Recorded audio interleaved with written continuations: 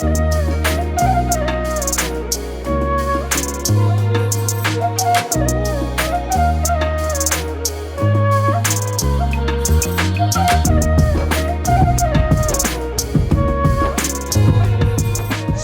ಹೋಗೋದಕ್ಕಿಂತ ಮೊದಲು ಬ್ಯಾಂಕಲ್ಲಿ ಪೇಮೆಂಟ್ ಬಂದಿರಬೇಕು. ಇದು ಈಗ ಎಷ್ಟೋ ಜನ ದೊಡ್ಡ ಆರ್ಟಿಸ್ಟ್ಗಳು ಇದೇ ಮಾಡೋದು. ಕೆಲವರಿಗೆಲ್ಲ ನಾನು ತುಂಬ ಒಮ್ಮೆ ಹೆದರಿಸಿ ಎಲ್ಲ ಅವ್ರು ಮತ್ತೆ ಇಮಿಡಿಯೇಟ್ಲಿ ಪೇಮೆಂಟ್ ಮಾಡಿದ್ದು ಇದೆ. ಹೆದರಿಸಿದ್ರೆ ಆಗ್ತದೆ. ಅದೇ ನಮ್ಮ ಒಳ್ಳೆತನವನ್ನು ಈ ಥರ ಕೆಲವೊಮ್ಮೆ ಜನ ಟೇಕನ್ ಫಾರ್ ಗ್ರಾಂಟೆಡ್ ಮಾಡ್ತಾರೆ. ಅಂದರೆ ಯಾವುದೇ ಹೆದರಿಕೆ ಇಲ್ಲದೆ ಹೇಗೆ ಸ್ಟ್ರೋಕ್ ಹಾಕ್ತಾರೆ ಆ ಥರ ಆ್ಯಕ್ಚುಲಿ ಆರ್ಟ್ ಮಾಡಬೇಕು. ನಾವು ತುಂಬ ಹೆದರಿ ತಪ್ಪಾಗ್ತದೆ ಅಂತ ಮಾಡಿದರೆ ಅದು ಆರ್ಟ್ ಚಂದ ಬರೋದಿಲ್ಲ. ನಾನು ಒಂದು ಶೋ ಮಾಡಿ ವಾಪಸ್ ಬಂದು ಕ್ಯಾನ್ವಾಸ್ ಸ್ಟೇಪಲ್ ಮಾಡಿ ನೆಕ್ಸ್ಟ್ ಅದಕ್ಕೆ ಪೇಂಟ್ ಮಿಕ್ಸ್ ಮಾಡಿ ಸ್ಟೇಜ್ ಹೋಗಿ ಪರ್ಫಾರ್ಮೆನ್ಸ್ ಮಾಡಿ ನೆಕ್ಸ್ಟ್ ಬಂದು ನೆಕ್ಸ್ಟ್ ಮತ್ತೆ ಸ್ಟೇಪ್ಲರ್ ಮಾಡಿ ಆ ಥರ 4 ಮಾಡಿದ್ದೇನೆ.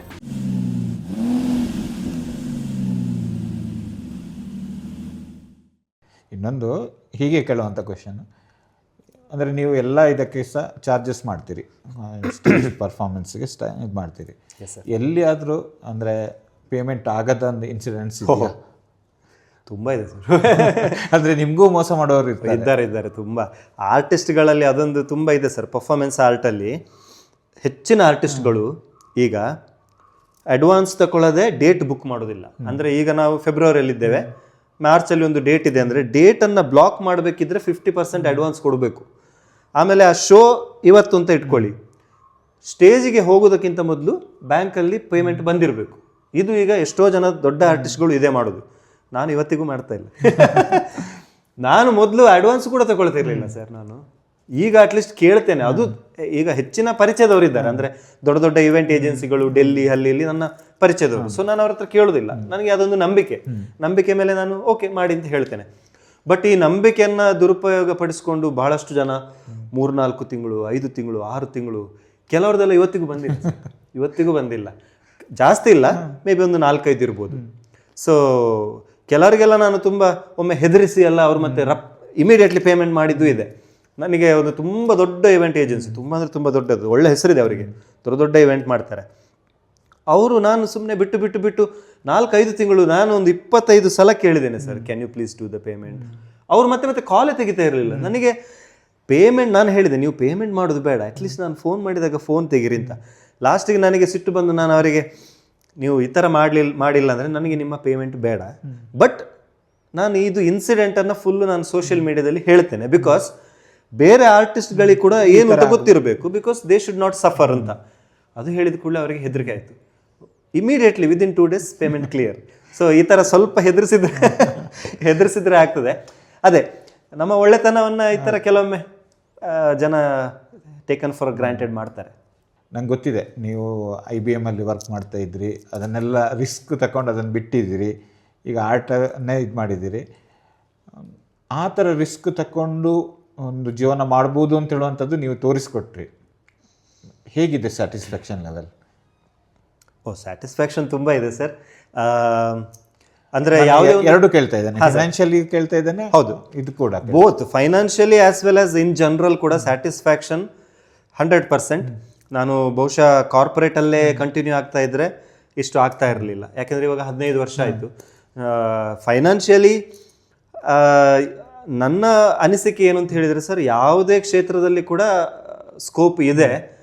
ಬಟ್ ಹಾಗೆ ಅಂತ ಹೇಳಿದರೆ ಎಲ್ಲ ಕ್ಷೇತ್ರದಲ್ಲಿ ಕೂಡ ಕಾಂಪಿಟಿಷನು ಇದೆ. ಈಗ ನನ್ನ ಎಷ್ಟೋ ಫ್ರೆಂಡ್ಸ್ಗಳು ಅವರ ಕೆಲಸವನ್ನು ಬಿಟ್ಟು ಬೇರೆ ಬೇರೆ ಬಿಸ್ನೆಸ್ ಶುರು ಮಾಡಿದವರು ಇದ್ದಾರೆ. ಕೆಲವರು ಫೇಲ್ಯೂರ್ ಆಗಿದ್ದಾರೆ ನನ್ನ ಕ್ಲೋಸ್ ಫ್ರೆಂಡ್ ಸರ್ಕಲಲ್ಲಿ. ಕೆಲವರು ತುಂಬ ದೊಡ್ಡ ಸಕ್ಸಸ್ ಆಗಿದ್ದಾರೆ. ನಾನು ಇತ್ತೀಚೆಗೆ ನನ್ನ ಓಲ್ಡ್ ಕ್ಲಾಸ್ಮೇಟ್, ಅವನು ಬೇರೆ ಕಡೆ ಓದಿದ್ದವನು, ಅವನನ್ನು ಮೀಟ್ ಮಾಡಿ ಬಂದೆ. ನನಗೆ ಎಷ್ಟು ಖುಷಿ ಆಯ್ತು ಅಂದರೆ ಅವನ ಕೆಳಗೆ ಅವನ ಕಂಪನಿಯಲ್ಲಿ ಈಗ 300 ಜನ ಕೆಲಸಕ್ಕಿದ್ದಾರೆ. 300 ಜನ ಸ್ಕ್ರ್ಯಾಚಿಂದ ಶುರು ಮಾಡಿದ್ದವನು. ಸೊ ಈ ಥರ ಸಕ್ಸಸ್ ಮಾಡಿದವರು ಇದ್ದಾರೆ. ಸೊ ಯಾವುದೇ ಕ್ಷೇತ್ರದಲ್ಲಿ ಕೂಡ ಫಸ್ಟಿಗೆ ನಮಗೆ ನಮ್ಮ ಇಂಟ್ರೆಸ್ಟ್ ಏನು ಅಂತ ಗೊತ್ತಿರಬೇಕು. ನಮಗೆ ಇಂಟ್ರೆಸ್ಟ್ ಇದ್ದರೆ ಸಾಕಾಗೋದಿಲ್ಲ. ನನಗೆ ಡೆಡಿಕೇಶನ್ ಮತ್ತು ಸ್ಕಿಲ್ ನಮಗೆ ಅದು ಇದೆಯಾ ಇಲ್ಲೋ ಅಂತ ನಮಗೆ ಅದೊಂದು ಪ್ರಾಕ್ಟಿಕಲ್ ಅರಿವು ಇರಬೇಕು ಸರ್. ಅಂದರೆ ಈಗ ನನಗೆ ಚಿಕ್ಕದಿರುವಾಗ ನನಗೆ ಸಚಿನ್ ತೆಂಡೂಲ್ಕರ್ ಆಗಬೇಕು ಅಂತ ಭಯಂಕರ ಹುಚ್ಚಿತ್ತು. ಬಟ್ ಮತ್ತೆ ನನ್ನನ್ನು ನಾನೇ ಕೇಳ್ಕೊಂಡೆ, ನನಗೆ ಆ ಟ್ಯಾಲೆಂಟ್ ಇದೆಯಾ ಇಲ್ವಾ ಅಂತ. ಇದೇ ಕ್ರಿಕೆಟ್ ಆಡುವಂಥದ್ದು, ಬಟ್ ಅಷ್ಟು ಇದೆಯಾ ಇರಲಿಲ್ಲ. ಬಟ್ ನನಗೆ ಟ್ಯಾಲೆಂಟ್ ಯಾವುದ್ರಲ್ಲಿತ್ತು? ಆರ್ಟಲ್ಲಿತ್ತು. ಸೊ ನನಗೆ ಅನ್ನಿಸ್ತು ಇಂಟ್ರೆಸ್ಟು ಇದೆ, ಸ್ಕಿಲ್ ಕೂಡ ಇದೆ, ಕಷ್ಟಪಟ್ಟರೆ ಇದು ನನ್ನ ಫೀಲ್ಡ್ ಅಂತ ಹೇಳಿ ನಾನು ಅಂದ್ಕೊಂಡು ಆರ್ಟಲ್ಲೇ ಮುಂದೆ ಹೋಗಿದ್ದು. ಸೊ ಆ ಥರ ಬೇರೆ ಬೇರೆ ಕ್ಷೇತ್ರದಲ್ಲಿ ನಮ್ಮ ಇಂಟ್ರೆಸ್ಟ್ ಮತ್ತು ಟ್ಯಾಲೆಂಟ್ ಹಿಡ್ಕೊಂಡು ಮುಂದೆ ಹೋದರೆ ದರ್ ಇಸ್ ನೋ ಲಿಮಿಟ್. ನಾನು ಬಹುಶಃ IBM ಅಲ್ಲೇ ಕೆಲಸ ಮಾಡ್ತಾ ಇದ್ರೆ ಇವಾಗ ಒಂದು ಮನೆ ತಗೊಂಡು ಅದರದ್ದು ಲೋನ್ ಕಟ್ತಾ ಇರ್ತಿದ್ನೋ ಅನ್ನಿಸ್ತದೆ. ಬಟ್ ಥ್ಯಾಂಕ್ಫುಲಿ ಆರ್ಟ್ ಮಾಡಿದ್ರಿಂದ ನಾನು 10 ವರ್ಷದ ಹಿಂದೆನೇ ಬೆಂಗಳೂರಲ್ಲಿ ಒಂದು ಮನೆ ತಗೊಂಡು ಅದೆಲ್ಲ ಅಂದರೆ ಫೈನಾನ್ಷಿಯಲಿ ಕಾರ್ಪೊರೇಟ್ ವರ್ಲ್ಡಲ್ಲಿ ಮಾಡ್ತಾ ಇದ್ರೆ ನನಗೆ ಸಾಧ್ಯ ಆಗ್ತಿರ್ಲಿಲ್ಲ ಆಗ. ಈಗ ಸಾಧ್ಯ ಆಗ್ತಿತ್ತೋ ಏನೋ ಗೊತ್ತಿಲ್ಲ, ಬಟ್ ಸ್ಕೋಪ್ ಇದೆ. ಹಾಗೆಂತೇಳಿ ಚಾಲೆಂಜಸ್ಸು ಇದೆ. ಕಂಪನಿಯಲ್ಲಿ ಕೆಲಸ ಮಾಡಿದರೆ ಒಂದೇನಂದರೆ ಮನಸ್ಸಿಗೆ ಓಕೆ ತಿಂಗಳಿಗೆ ಇಷ್ಟು ಸ್ಯಾಲ್ರಿ ಬರ್ತದೆ, 10 ವರ್ಷ ಆದರೆ ನಾನು ಜನರಲ್ ಮ್ಯಾನೇಜರ್ ಆಗ್ತೇನೆ, ಅಂದರೆ ಮ್ಯಾನೇಜರ್ ಆಗ್ತೇನೆ, ಆಮೇಲೆ ಸೀನಿಯರ್ ಮ್ಯಾನೇಜರ್ ಆಗ್ತೇನೆ, ಆಮೇಲೆ ಜನರಲ್ ಮ್ಯಾನೇಜರ್ ಆಗ್ತೇನೆ ಅನ್ನೋದೊಂದು ಶೋರ್ ಇರ್ತದೆ. ಆರ್ಟಿಸ್ಟ್ ಆಗಿ ನಿಮಗೆ ನೆಕ್ಸ್ಟ್ ತಿಂಗಳು ಎಷ್ಟು ಕೆಲಸ ಬರ್ತದೆ ಅನ್ನೋಂಥದ್ದು ನನಗೂ ಗೊತ್ತಿಲ್ಲ, ಯಾರಿಗೂ ಗೊತ್ತಿಲ್ಲ.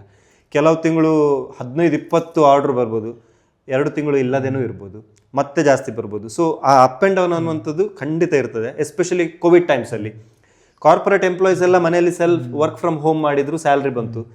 ಎಷ್ಟೋ ಪರ್ಫಾರ್ಮಿಂಗ್ ಆರ್ಟಿಸ್ಟ್ಗಳು ಲಿಟ್ರಲಿ ₹1 ಇರಲಿಲ್ಲ ಆ ಟೈಮಲ್ಲಿ. ನನಗೆ ಥ್ಯಾಂಕ್ಫುಲಿ ನನಗೆ ಇದು ಮನೆಯಿಂದನೇ ನಾನು ಲೈವ್ ಶೋಸ್ ಮಾಡ್ತಾ ಇದ್ದೆ, ಸೊ ನನಗೇನು ತೊಂದರೆ ಆಗಲಿಲ್ಲ. ಬಟ್ ತುಂಬ ತೊಂದರೆ ಆದವರು ಭಾಳಷ್ಟು ಜನ ಇದ್ದಾರೆ ಆ ಟೈಮಲ್ಲಿ. ಸೊ ಈ ಥರ ಅನ್ಸರ್ಟನಿಟಿ ಅನ್ನುವಂಥದ್ದು ಇರ್ತದೆ. ಬಟ್ ಆರ್ಟಿಸ್ಟ್ ಆದವನಿಗೆ ಬಹುಶಃ ಅನ್ಸರ್ಟನಿಟಿ ಅನ್ನುವಂಥದ್ದು ಎದುರಿಸುವಂಥ ಒಂದು, ಯಾಕೆಂದರೆ ನಾವು ಆರ್ಟಿಸ್ಟ್ಗಳು ಸ್ವಲ್ಪ ಆ ಥರ ಥಿಂಕ್ ಮಾಡೋದು, ಸ್ವಲ್ಪ ಫಿಲಾಸಫಿಕಲ್.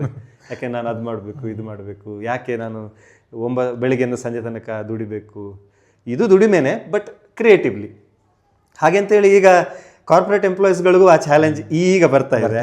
AI ಎಲ್ಲ ಬಂದುಬಿಟ್ಟು ಈಗ ಎಲ್ರಿಗೆ ನಮ್ಮ ಜಾಬ್ ಸೇಫ್ಟಿ ಅಲ್ಲ ಅನ್ನುವಂಥದ್ದು ಅವ್ರಿಗೂ ಗೊತ್ತಾಗಿದೆ. ನಾನು ಆ್ಯಕ್ಚುಲಿ IBM ಬಿಟ್ಟಾಗ ನನ್ನ ಫೇರ್ವೆಲ್ ಸ್ಪೀಚಲ್ಲಿ ಅವರಿಗೆ ಅದೇ ಹೇಳಿದ್ದೆ. ಕೆಲಸ ಬಿಟ್ಟಾಗ ಅಂದರೆ ಎಲ್ಲರೂ ಪರ್ಮನೆಂಟ್ ಜಾಬ್ ಅಂತ ಎಲ್ಲ ನಾವು ಯಾಕೆ ನಮ್ಮ ಪ್ಯಾಷನನ್ನು ಫಾಲೋ ಮಾಡೋದಿಲ್ಲ ಅಂತಂದರೆ, ನಮಗೊಂದು ಪರ್ಮನೆಂಟ್ ಜಾಬ್ ಬೇಕು ಮಾರೆ, ಇದೊಂದು ಪರ್ಮನೆಂಟ್ ಜಾಬ್ ಅಂತ ಹೇಳಿ. ಅಂದರೆ ಲೈಫೇ ಪರ್ಮನೆಂಟ್ ಅಲ್ಲ, ಮತ್ತು ನೀವು ಪರ್ಮನೆಂಟ್ ಜಾಬ್ ಇಟ್ಕೊಂಡು ಏನು ಮಾಡ್ತೀರಿ ಅನ್ನುವಂಥದ್ದು ನನ್ನ ವ್ಯೂ ಇದ್ದಿದ್ದು.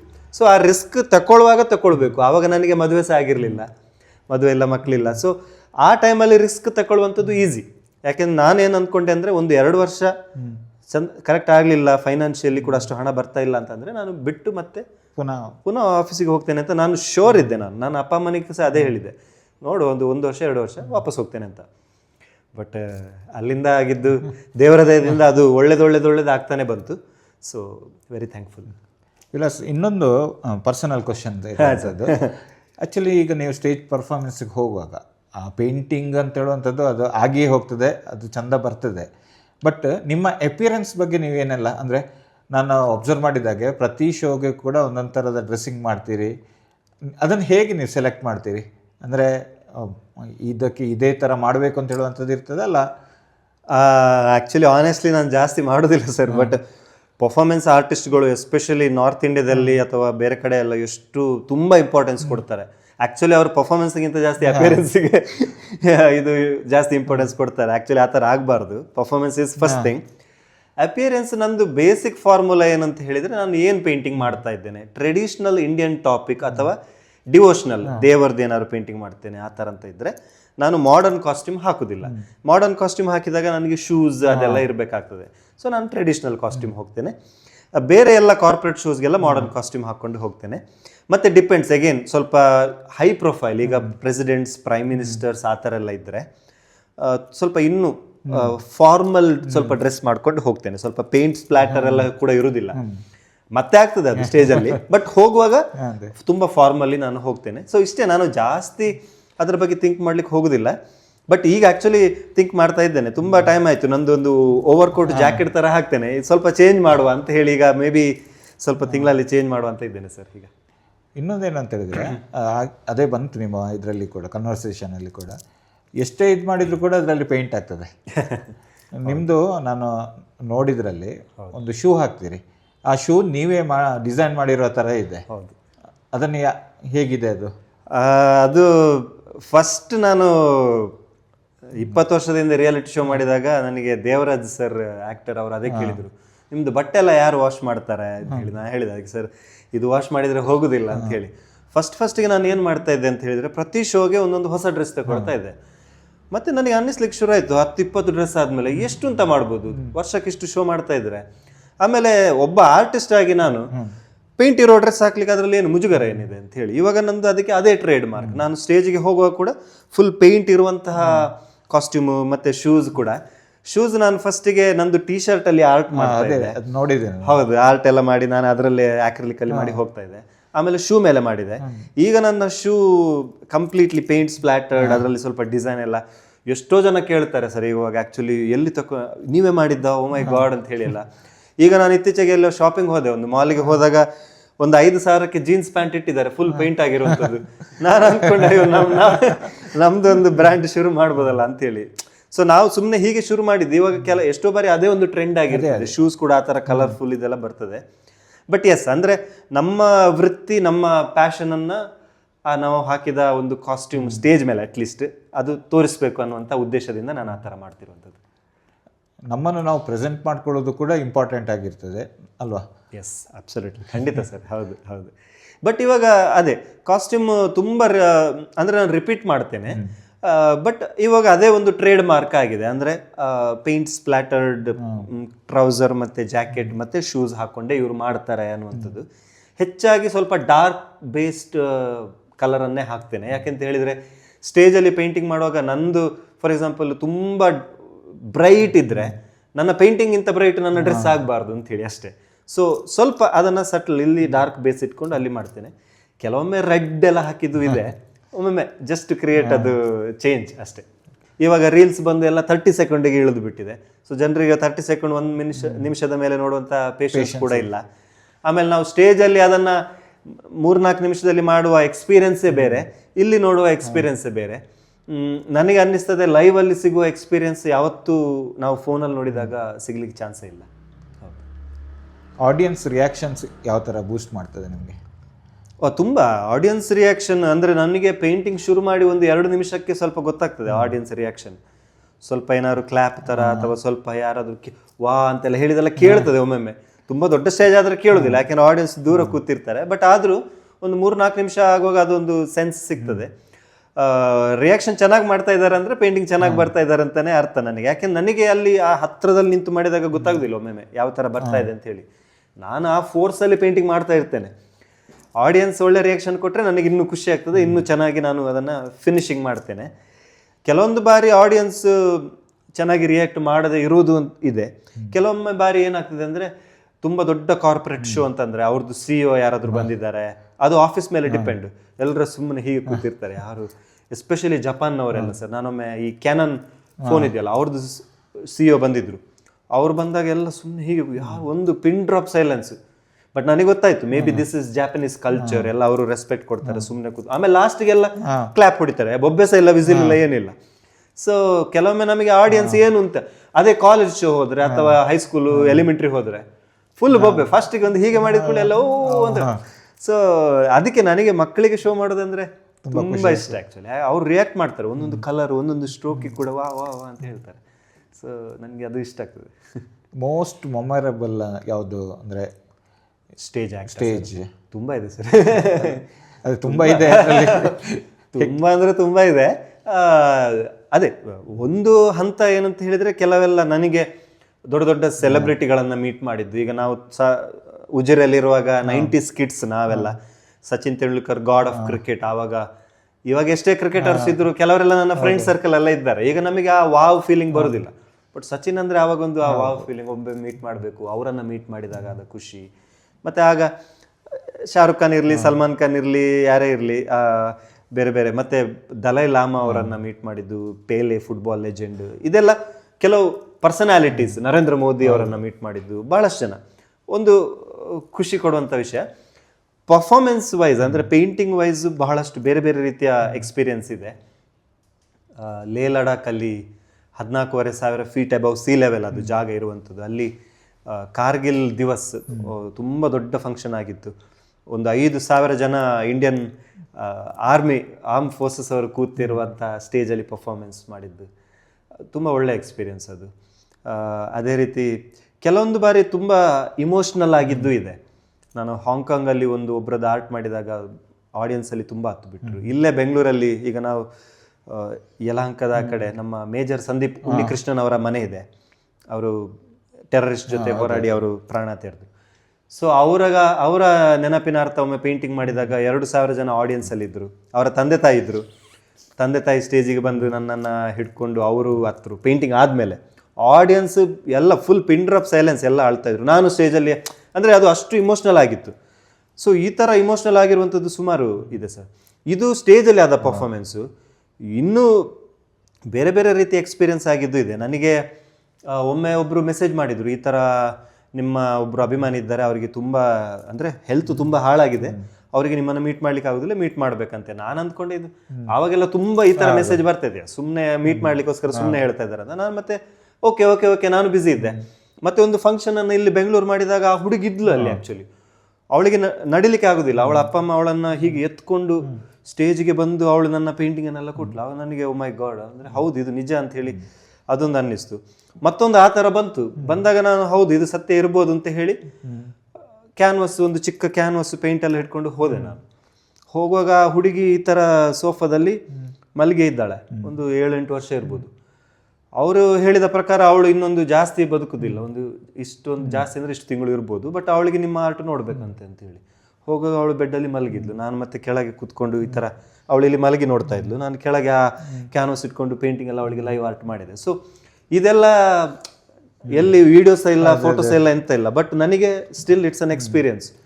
ಸೊ ಈ ಥರ ಲೈವ್ ಆರ್ಟ್ ಮಾಡುವಾಗ ಬೇಕಾದಷ್ಟು ಎಕ್ಸ್ಪೀರಿಯನ್ಸ್. ಕೆಲವೆಲ್ಲ ತುಂಬ ಫನ್ನಿ ಇರ್ಬೋದು, ಕೆಲವೆಲ್ಲ ತುಂಬ ಇಮೋಷ್ನಲ್, ತುಂಬ ಇನ್ಸ್ಪಿರೇಷ್ನಲ್, ಎಂತ ಎಕ್ಸ್ಪೀರಿಯನ್ಸಸ್ ಆಗಿದೆ ಸರ್. ಕೆಲವೊಮ್ಮೆ ಆಲ್ಮೋಸ್ಟ್ ಫಂಕ್ಷನ್ ಮಿಸ್ ಮಾಡಿದ್ದು ಇದೆ. ಅಂದರೆ ಅಲ್ಲಿ ಫಂಕ್ಷನ್ ಏನೋ ಮಾಡಿರ್ತೇನೆ, ಇನ್ನೊಂದು ಕಡೆಯಲ್ಲಿ ಒಪ್ಪಿರ್ತೇನೆ ನಾನು, ಅಲ್ಲಿಗೆ ಹೋಗ್ಲಿಕ್ಕೆ 2 ಫ್ಲೈಟ್ ತಗೊಂಡು ಹೋಗಬೇಕು. ಒಮ್ಮೆ ಹಾಗೆ ಆಗಿತ್ತು. ನಾನು ದುಬೈಯಲ್ಲಿದ್ದೆ, ನನಗೆ ಜರ್ಮನಿಯಲ್ಲಿ ಒಂದು ಶೋ ಹೋಗಬೇಕು. ದುಬೈಯಿಂದ ಫ್ಲೈಟ್ ಎಲ್ಲ ಆನ್ ಟೈಮ್ ಇದೆ, ಎಲ್ಲ ಆನ್ ಟೈಮ್ ನಾನು ಜರ್ಮನಿ ಲ್ಯಾಂಡ್ ಕೂಡ ಆಗಿದ್ದೇನೆ. ಅಲ್ಲಿಂದ ಟ್ರೈನ್ ಹಿಡ್ಕೊಂಡು ಹೋಗ್ಲಿಕ್ಕಿತ್ತು ಜರ್ಮನಿಯಲ್ಲಿ. ಅದೊಂದು 3 ಗಂಟೆ ದೂರ ಜಾಗ, ಬ್ರೀಮನ್ ಅಂತ ಹೇಳಿ. ನಾವು ಫ್ರಾಂಕ್ಫರ್ತಿಂದ ಟ್ರೈನ್ ಹಿಡ್ಕೊಂಡು ಹೋಗಬೇಕು.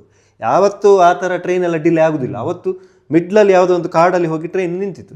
ಏನಂತೇಳಿ ಏನಾಗಿದೆ ಅಂತ 1 ಗಂಟೆ ಡಿಲೇ. ಅಲ್ಲಿ ಪ್ರೋಗ್ರಾಮ್ ಆಲ್ಮೋಸ್ಟ್ ಶುರು. ನಾನು ದುಬೈಲಿ ಶೋ ಮುಗಿಸಿದವನು ಬ್ರಷ್ ಕೂಡ ವಾಶ್ ಮಾಡಿಲ್ಲ. ಅಂದರೆ ಅದು ಏನಂದರೆ ಒಮ್ಮೆ ಪರ್ಫಾರ್ಮೆನ್ಸ್ ಮಾಡಿದ್ದು ವಾಶ್ ಮಾಡಿ ನಾವು ನೆಕ್ಸ್ಟ್ ಪರ್ಫಾರ್ಮೆನ್ಸ್ ಮಾಡಬೇಕಾ, ಹಾಗೆ ಇಟ್ಟಿದ್ದೇನೆ ಎಲ್ಲ ಬ್ಯಾಗಲ್ಲಿ. ಅಲ್ಲಿ ಲೇಟ್ ಆಗಿದೆ. ನಾನು ಲಾಸ್ಟಿಗೆ ರೀಚ್ ಆಗುವಾಗ ಅಲ್ಲಿ ಫಂಕ್ಷನ್ ಆಲ್ಮೋಸ್ಟ್ ಶುರು ಆಗಿದೆ.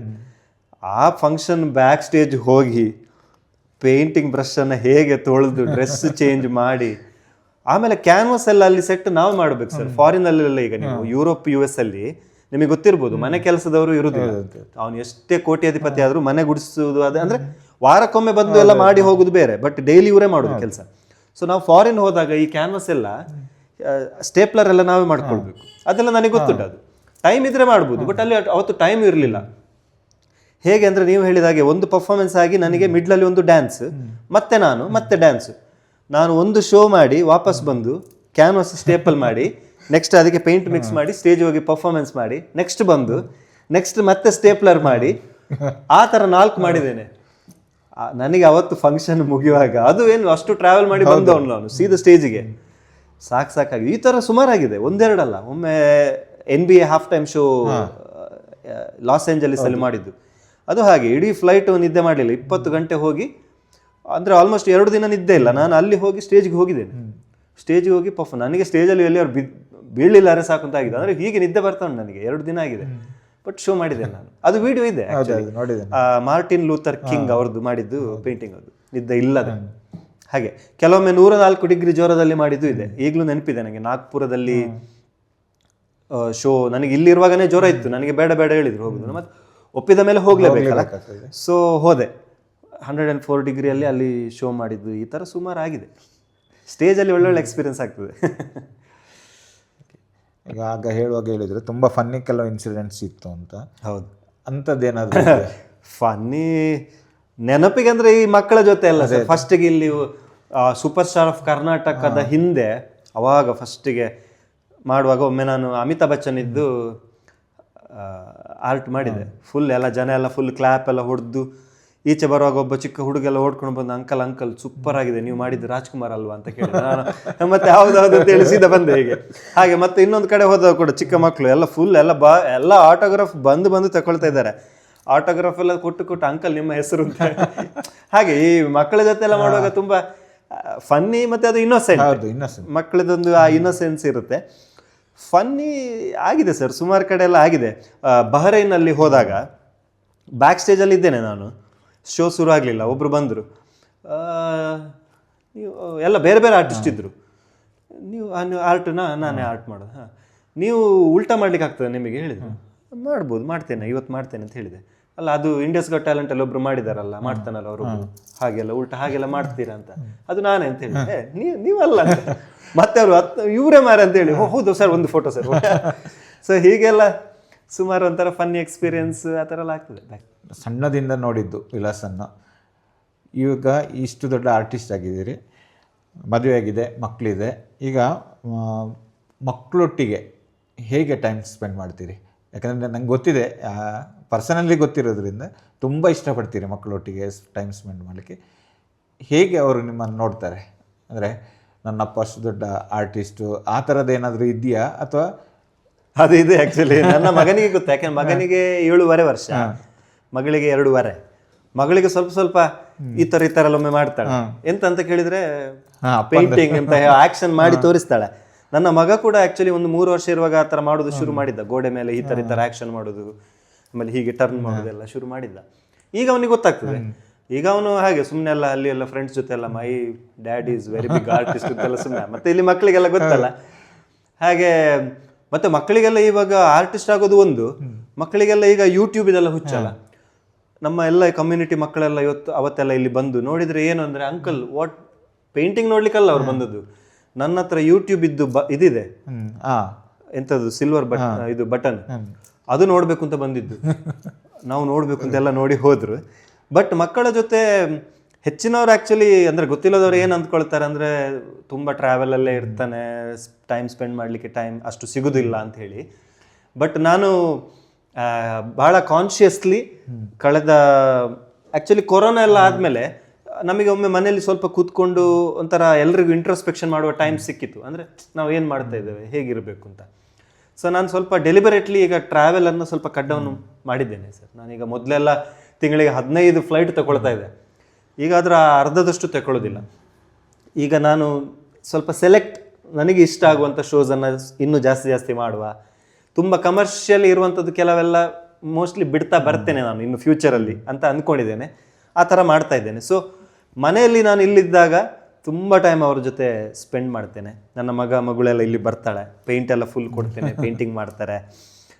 ಮಕ್ಕಳ ಜೊತೆ ತುಂಬ ನನಗೆ ಟೈಮ್ ಸ್ಪೆಂಡ್ ಮಾಡೋದು ಇಷ್ಟ. ಮತ್ತು every child is an artist ಅಂತ ಹೇಳ್ತಾರೆ. ಸೊ ಅವರು ಮಾಡುವಂಥ ಕೆಲವು ಕೆಲಸ ನೋಡ್ತಾ ಇದ್ರೆ ಇಟ್ಸ್ ಇನ್ಸ್ಪಿರೇಷನಲ್. ಅಂದರೆ ಹೇಗೆ ಅವರು ಕೂತ್ಕೊಂಡು ಆರ್ಟ್ ಮಾಡ್ತಾರೆ, ಅಂದರೆ ಯಾವುದೇ ಹೆದರಿಕೆ ಇಲ್ಲದೆ ಹೇಗೆ ಸ್ಟ್ರೋಕ್ ಹಾಕ್ತಾರೆ, ಆ ಥರ ಆ್ಯಕ್ಚುಲಿ ಆರ್ಟ್ ಮಾಡಬೇಕು. ನಾವು ತುಂಬ ಹೆದರಿ ತಪ್ಪಾಗ್ತದೆ ಅಂತ ಮಾಡಿದರೆ ಅದು ಆರ್ಟ್ ಚಂದ ಬರೋದಿಲ್ಲ. ಸ್ಟೇಜಲ್ಲಿ ಮಾಡುವಾಗ ಕೂಡ ನಾನು ಹೆದರಿ ಮಾಡಿದರೆ ಅದು ಬರೋದಿಲ್ಲ. ಸೊ ಆ ಒಂದು ಆ ಫ್ರೀಡಮ್ ಅನ್ನುವಂಥದ್ದು ಮಕ್ಕಳಲ್ಲಿ ನಾನು ನೋಡಿ ಕಲಿತಾ ಇದ್ದೇನೆ ಈಗ. ನಂದು I think last 4-5 years one of the best phase ನಂದು, ಅಂದರೆ ಮಕ್ಕಳ ಜೊತೆ ಟೈಮ್ ಸ್ಪೆಂಡ್ ಮಾಡುವಂಥದ್ದು. ಬಟ್ ಹಾಗೆ ಅಂತೇಳಿ ಅವರು ಜಾಸ್ತಿನೂ ಆರ್ಟ್ ಮಾಡ್ತಾ ಇಲ್ಲ. ಅವರನ್ನು ವಾರಕ್ಕೊಂದು ಇಷ್ಟು ದಿನ ಇಲ್ಲಿ ಕರಿಬೇಕು ಅಂತ ಇದ್ದೇನೆ. ಇಲ್ಲಾಂದರೆ ಬರೀ ಅಲ್ಲಿ ಕ್ರಿಕೆಟ್ ಫುಟ್ಬಾಲ್ ಎಲ್ಲ ಆಡ್ಕೊಂಡಿರ್ತಾರೆ. ಸ್ವಲ್ಪ ಆರ್ಟಲ್ಲಿ ಅವರನ್ನು ಜಾಸ್ತಿ ಇನ್ವಾಲ್ವ್ ಮಾಡಬೇಕು ಅಂತ ಇದ್ದೇನೆ ಈಗ ಸರ್. ಹೌದು ವೀಕ್ಷಕರೇ, ಆ್ಯಕ್ಚುಲಿ 2 ಸಂಗತಿಗಳನ್ನು ನಿಮ್ಮೊಂದಿಗೆ ಶೇರ್ ಮಾಡಿಕೊಳ್ಬೇಕು. ಒಂದು, ವಿಲಾಸ್ ನಮ್ಮೂರಿನವರು, ಉಜಿರೆಯವರು, SDM ಕಾಲೇಜಲ್ಲಿ ಕಲಿತವರು, ನನ್ನ ಜೂನಿಯರ್ ಆಗಿದ್ದರು. ನಾನು ತುಂಬ ಪ್ರೀತಿಸುವಂಥ ಒಂದು ಹುಡುಗ. ಯಾಕೆಂದರೆ ಹುಡುಗ ಅಂತಲೇ ಕರಿಬೋದು ಅಂತೇಳಿ ಅನ್ನಿಸ್ತದಲ್ಲ ವಿಲಾಸ್. ಯಾಕೆಂದರೆ ನಾನು ಹೈಸ್ಕೂಲು ಕಾಲೇಜುಗಳಿಗೆ ಹೋಗುವಾಗ ಉಜಿರೆಯಲ್ಲಿ ಒಂದು ಟಾಕ್ ಆಫ್ ದ ಟೌನ್ ಇವರು. ಅಂದರೆ ಒಳ್ಳೆ ಹುಡುಗ ಇದ್ದಾನೆ, ತುಂಬ ಚಂದ ಡ್ರಾಯಿಂಗ್ ಮಾಡ್ತಾನೆ ಅಂತ ಹೇಳುವಂಥದ್ದು ತುಂಬ ಜನರಿಗೆ ಗೊತ್ತಿದೆ. ಉಜಿರೆಯಲ್ಲಿ ಒಂದು ಟಾಕೀಸ್ ಇತ್ತು, ಸಂಧ್ಯಾ ಟಾಕೀಸ್ ಅಂತೇಳಿ. ಆ ಟಾಕೀಸಲ್ಲಿ ಬರುವಂಥ ಫಿಲ್ಮ್ಗಳದ್ದನ್ನು ಪೋಸ್ಟರ್ಸ್ಗಳನ್ನು ಕೂಡ ಇವರು ಪುನಃ ರೀಕ್ರಿಯೇಟ್ ಮಾಡ್ತಾಯಿದ್ರು.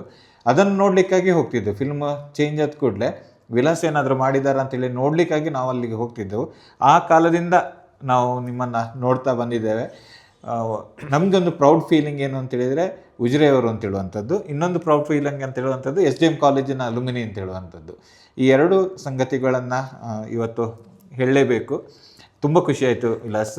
ಯಾಕಂದರೆ ನಿಮ್ಮೊಟ್ಟಿಗೆ ಯಾವತ್ತೂ ಕೂಡ ಕಾಂಟ್ಯಾಕ್ಟಲ್ಲಿ ಇರ್ತಾ ಇದ್ದೆ, ಬಟ್ ಈ ಥರದ ಫಾರ್ಮ್ಯಾಟಿಗೆ ನಾವು ಫಸ್ಟ್ ಟೈಮ್ ಬಂದಿರುವಂಥದ್ದು. ಬ್ಯಾಂಗ್ಳೂರಿಗೆ ಬಂದ ನಂತರ ತುಂಬ ಸಲದಿಂದ ಮನೆಗೆ ಬರಬೇಕು ಅಂತೇಳಿ ಅನ್ನಿಸ್ತಾ ಇತ್ತು, ಆಗಲಿಲ್ಲ. ಬಟ್ ಇವತ್ತು ಅದು ಕೂಡಿ ಬಂದಿದೆ. ತುಂಬ ಖುಷಿ ಆಗ್ತಾಯಿದೆ ವಿಲಾಸ್, ಒಟ್ಟಿಗೆ ಮಾತಾಡಿ. ಇನ್ನೊಮ್ಮೆ ಮತ್ತೆ ಯಾವತ್ತಾದರೂ ಇನ್ನೊಂದು ಸಂದರ್ಭದಲ್ಲಿ ಇದೇ ಥರದ ಒಮ್ಮೆ ಮಾತುಕತೆಯನ್ನು ಇನ್ನೊಮ್ಮೆ ಮಾಡ್ತೇವೆ ಹೇಳುವಂಥದ್ದು ಭರವಸೆ ನಿಮಗೆ ಕೊಡ್ತಾ. Thank you Vilas. ಖಂಡಿತ sir, thank you very much. ನೀವು ಬಂದಿದ್ದು ತುಂಬ ಖುಷಿ ಆಯಿತು. ಮತ್ತೊಮ್ಮೆ ಹಾಗೆ ಬರ್ತಾ ಇರಿ, ಉಜ್ಜರೆ ಬಂದಾಗ ಮತ್ತೊಮ್ಮೆ ಸಿಗುವ. Thank you. ನಮಸ್ತೆ.